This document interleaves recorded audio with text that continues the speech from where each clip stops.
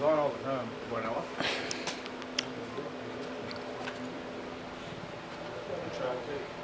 Excuse me? It's good.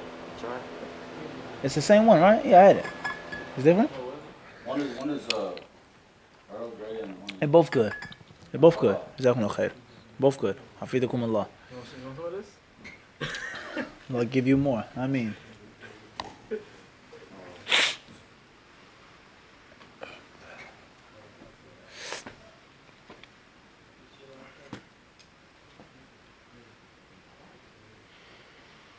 Brother had a question about... Nafis, you gotta let me know when you're ready. You didn't let me know.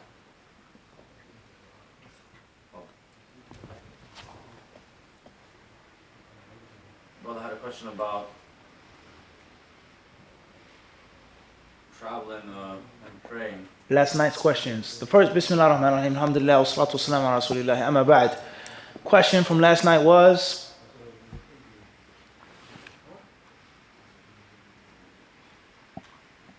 with regards to Traveling 3 nifas. That was the first question. About the nifas. And does nifas have to last for 40 days or not, etc. We say, first and foremost, the scholars of Islam do not agree on 40 days.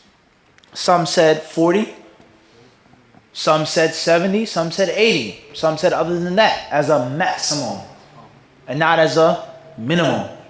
In other words, any bleeding that's based off of childbirth is not to last more than that amount, those number of days, that number of days. Everybody understand this? And not a minimum. In other words, a woman, she has a baby, she gives birth, and she continues to bleed for 43 days.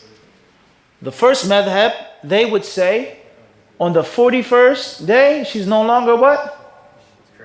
No, not pure. She's not having postnatal bleeding. She's not having nifas anymore. The 41st day could be the first day of her normal cycle, which is the same rulings as nifas. However, it's a different category. She's no longer what? She no longer has what?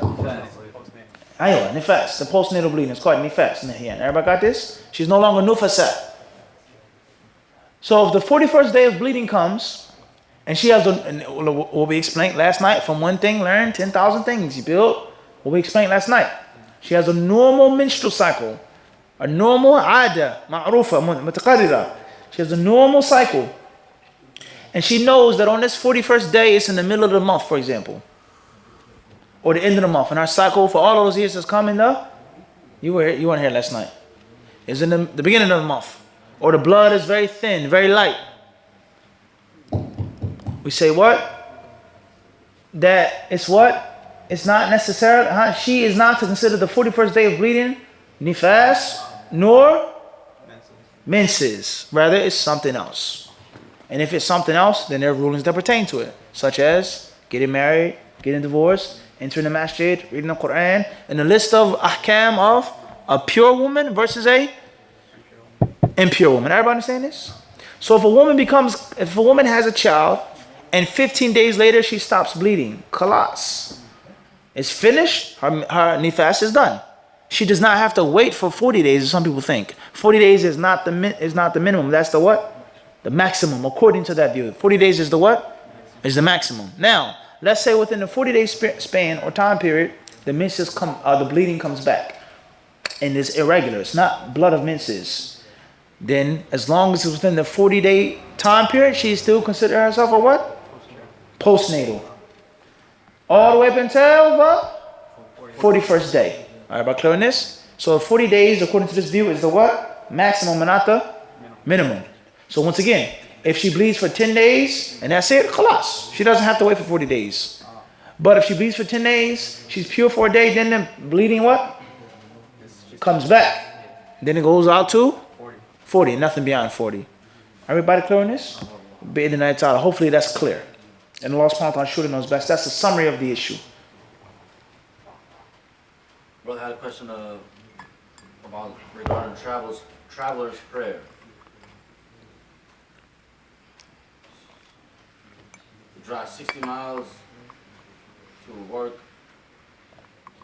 some sort of school, so.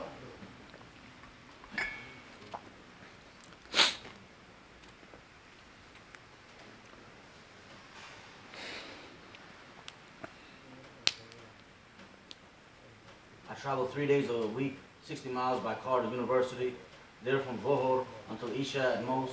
Is it permissible to pray traveler's prayer? Shorten the prayer. Some people refuse to pray behind him with the other brothers as he believed I was wrong and not entitled to pray short on Salah. طيب. Bismillah. First and foremost is, most cases, and Allah knows best, the person is traveling 60 miles outside of the city. Even though it's possible to travel 60 miles one way or another within what? But it's unlikely. 60 miles is a chunk of mileage, correct? 60 miles, right? You just drive around 60 miles. Wallahu alam. And we're not, obviously another question is it 60 miles to and from? Or just what? Anyway, and return will be 120 miles. So all these details need to be mentioned in the question. That's first and foremost. The details need to be what? Mentioned in the question. I may go just in Queens. From here to one part is 10 miles, 15 miles together, and it may add up to 60. Or maybe 30, such as from Jamaica or South Ozone Park to Bayside, for example. Or hakada. Everybody understand this? So those details need to be mentioned in the question. Are you traveling 60 miles out of your city? Or it's just 30 miles, 30 miles? Which one? Inshallah ta'ala. That's very important for us to understand. Wallahu alam. Please mention the details. Bidhnillahi ta'ala. Jazakallahu khairan.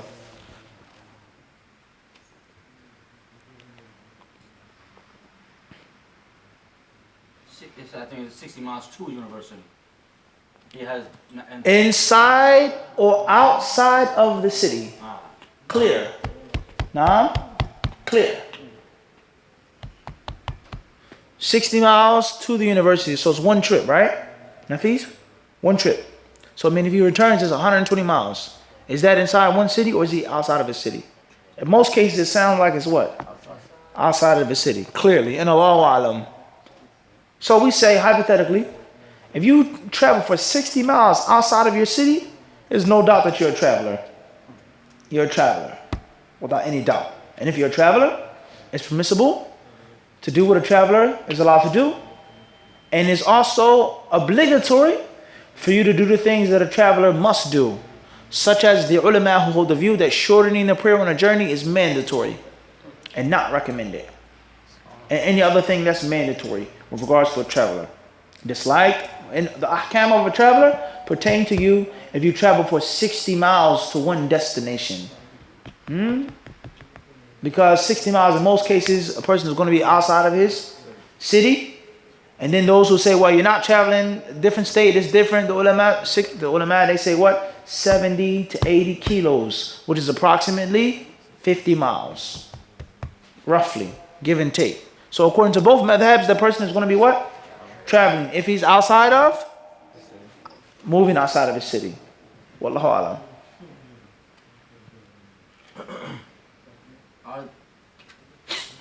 Are the adhkar after salah specific to the obligatory? For example, finishing a sunnah prayer and saying astaghfirullah 3 times. We say that the asl is that these adhkar are pertaining to the fard salah. Yes. When the Messenger of Allah sallallahu made the taslim, he would face the qibla and turn around until he would say this. When he turned to the Sahaba, he would say that. The companions heard the Sahabas making the takbir, the fard salah. The what? The fard salah. Wallahu ta'ala alam. If the sajdat al-sahw is done after the taslim, is it required to do the taslim again? If the sajdat al-sahw is done after the taslim, is it required to do the taslim again? Yes, it is. Yes, it is. You enter the sajdat al-sahw with takbir and you leave it with taslim. Wallahu alam. Is there any impermissibility or discouragement on attending Islamic classes before the khutbah? Is there any impermissibility or discouragement for attending Islamic classes before the khutbah? Yes and no. As we've explained before, the hadith of Abdullah ibn Mas'ud and the Sunan of Abi Dawood, بسند لا بأس به إن شاء الله. The Messenger of Allah عليه الصلاة والسلام نهى عن التحلق يوم الجمعة. He forbade the people from sitting in circles, halaqa, before Jum'ah. And the people of knowledge, they explain this hadith to mean the reason behind this something or this being prohibited, whether it's haram or disliked, is because it will break the sufuf in the masjid. The people are to come early, sit on the front row, the second row, the third row, make adhkar, make the salat, this general salat that they wish to make, read, whatever they want to do. And the hilaq are going to cut the rows. Everybody understand this? Let alone those who are in those circles of knowledge could be preoccupied from themselves coming early. From themselves what? Coming early, going early. Or the person teaching the class making a thorough preparation for the khutbah, etc. So obviously, if these things are not present, I'm not cutting off the rows, it's a big enough masjid, or it's different sections of the masjid, or you're in the library on top of the masjid or the basement of the masjid, or you're in a far place, la bas. There's nothing wrong with that. It's nothing what? It's wrong with that. And knowledge never clashes with ibadah. Ibadah doesn't clash with what? With knowledge. This time for this, time for that. So therefore, there's nothing wrong with that, with those guidelines that we mentioned. With those what? With those guidelines. Wallahu ta'ala alam. Is it permissible to shape the size of the hair such as around the ear and the back of the man's head? As far as around the ear and the back of the head, the neck, inshallah is permissible. Bi'idhnillahi ta'ala.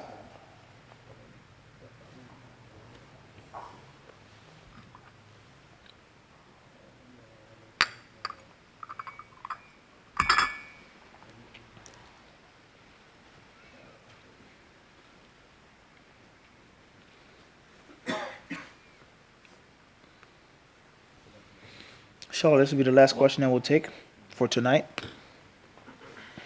What advice do you have for a black sister who has an opportunity to work in Medina but is hesitant in accepting it because she is afraid of being treated like a second-class citizen?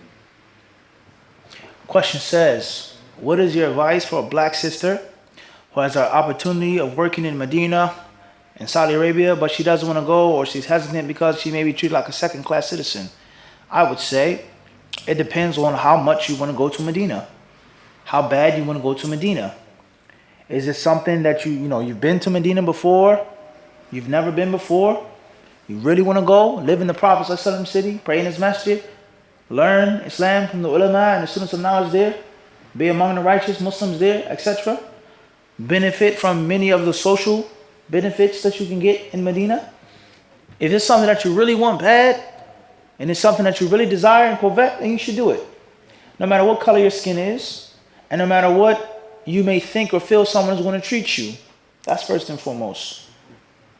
As far as if it's something that you really, everybody wants to go to Medina, even to visit, but I don't aspire to live there, okay? I will make hajj, make umrah, I visit, alhamdulillah.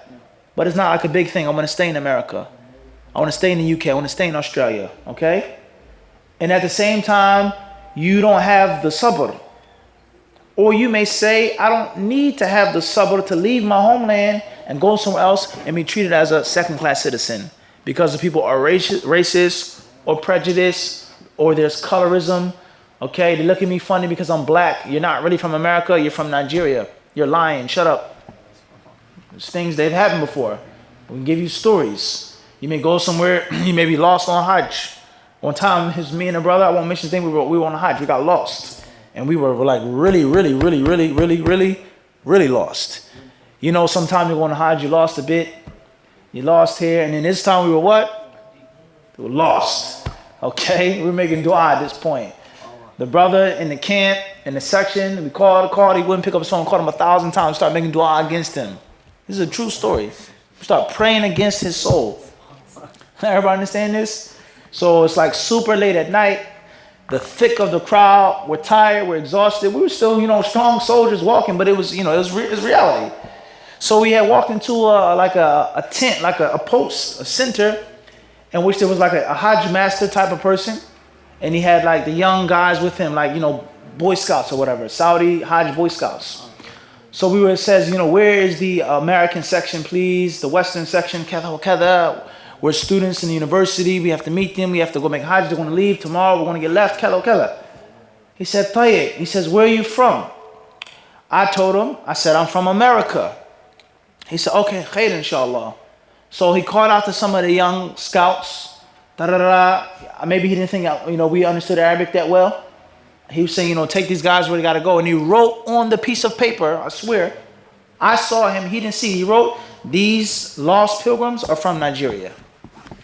Everybody understand this? And there's nothing being wrong. There's nothing wrong being from Nigeria. Not saying anything about Nigerians, but we're talking about the concept of, no, you're not American. You can't be American. Look at your skin. Americans don't look like this. And many people, they've said these things. I could write a book on it. I've been here for over 10 years. Some people, they tell you Americans aren't black. Some people, they may say Americans aren't religious. Americans don't know Arabic. You're really from Somalia. Okay, if I'm from Somalia, alhamdulillah, there's nothing wrong with that. But the fact of you having a conversation with a person and they refuse to admit and acknowledge the reality of where you're from just because of the color of your skin. That's a deep concept. And everybody's not willing to accept that and be patient with that. Let alone people saying bad things to you, or people, quote unquote, treating you like a second-class citizen. Everybody understand this? Or worse than that, you may have children in Medina. One of your children is dark skinned, the other one is a bit lighter. Brown, caramel, whatever you call it.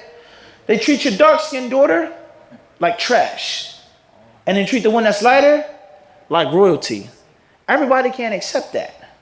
Everybody understand this? Everybody can't necessarily what? Accept it. Everybody isn't patient with that. Or they may say something to your daughter. Your daughter may come from school one day crying. Abby, they said I'm on this, they said I'm on that. They called me a slave, abid. They said I'm a servant, khadim, khadima. One day he was walking in the street in Yemen.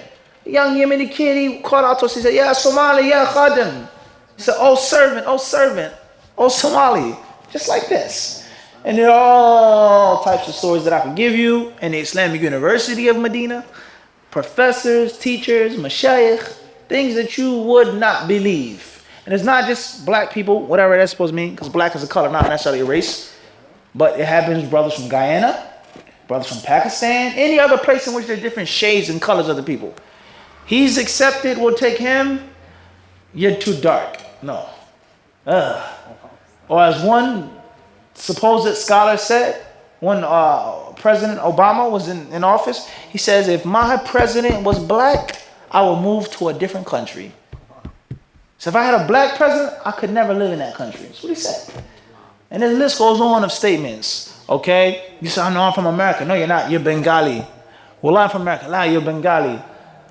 You're not from Guyana. You're not from New York City. You're Indian. You're from Pakistan. Why?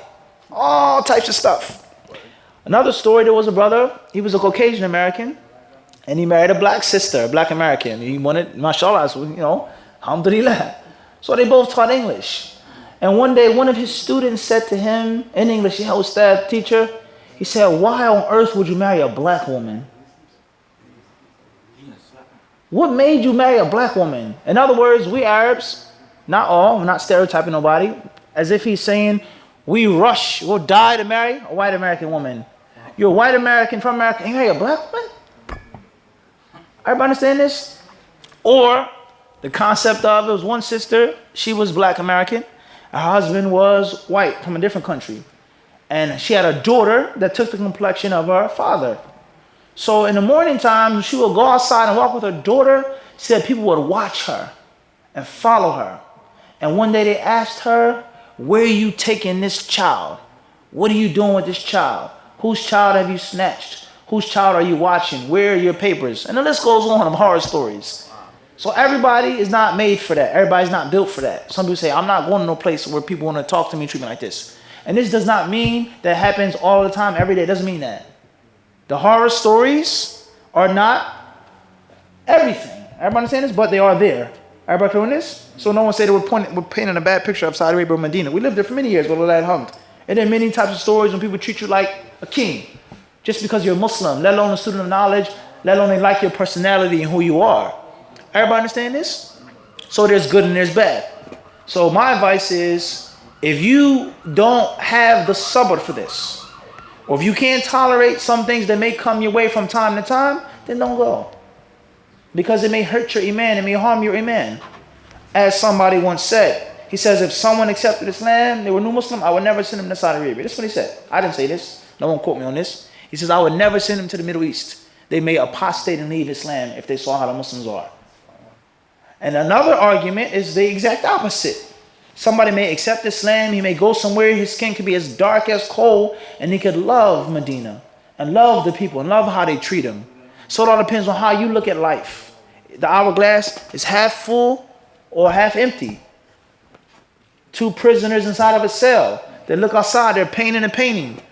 One paints the bars, and the other paints the trees and the birds. Perception and sight, sight and perception. How you look at life. If you don't care about somebody looking at you a funny way or busting in front of you in the supermarket, you pray in the masjid, your kids learn Islam, you learn Islam, alhamdulillah. It's a small thing somebody may say. In America, there's racism. In America, there's prejudice. I come from India, there's colorism. The dark people are the low, base, mean people. I come from Guyana. The dark Guyanese people are treated like trash, and those that are fair are treated like this. I'd rather be in Medina instead of being among the Hindus and the Christians. So it's different ways of looking at life. My advice is, look at yourself, know yourself. What type of person are you? And just because these horror stories are here and these statements, that doesn't mean that it happens every day to every person all the time. As we said before, there are brothers and sisters who live there that are black from wherever they come from, who have dark skin, melanin, or whatever you call it, and they love Medina, and then Medina loves them. So you have to figure it out for yourself. You have to determine that for yourself. And Allah subhanahu wa ta'ala surely knows best. Hopefully that's what? That's clear. هذا وصلى الله وسلم وبارك على عبده ورسوله نبينا محمد وجزاكم الله خيرا.